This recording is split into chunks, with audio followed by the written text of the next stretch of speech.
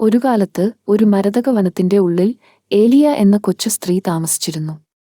വെള്ളി ഇലകളുള്ള പുൽമേടിലൂടെ അലഞ്ഞു നടക്കുമ്പോൾ അവൾ മൃദുവും ദുഃഖഭരിതവുമായ ഒരു നെടുവീർപ്പ് കേട്ടിന്റെ നേരെ കാൽവിരലുകൾ കൊണ്ട് നോക്കിയപ്പോൾ സ്ഫടികം പോലെ തെളിഞ്ഞ ഒരു അരുവിക്കരയിൽ വിശ്രമിക്കുന്ന ഒരു മനോഹരമായ യൂണികോൺ കണ്ടെത്തി. എന്തിനാണ് നീ സങ്കടപ്പെടുന്നത്, സുന്ദരിയായ യൂണികോൺ? എനിക്ക് വഴി തെറ്റി.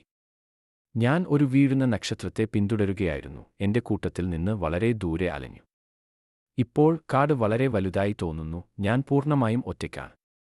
കാട് അറിയാം. നിന്റെ വഴി കണ്ടെത്താൻ നിന്നെ സഹായിക്കാം. അങ്ങനെ ആ കൊച്ചു സ്ത്രീയും യൂണികോണും ഒരുമിച്ച് യാത്ര ചെയ്തു.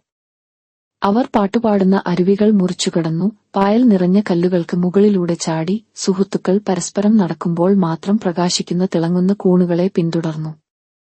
സന്ധ്യയായപ്പോൾ അവർ സ്റ്റാർഫാൾ ക്ലിയറിംഗിൽ എത്തി. അവിടെ യൂണികോണിന്റെ കുടുംബം കാത്തിരുന്നു. അവരുടെ കൊമ്പുകൾ സന്ധ്യയിൽ വിളക്കുകൾ പോലെ തിളങ്ങുന്നു.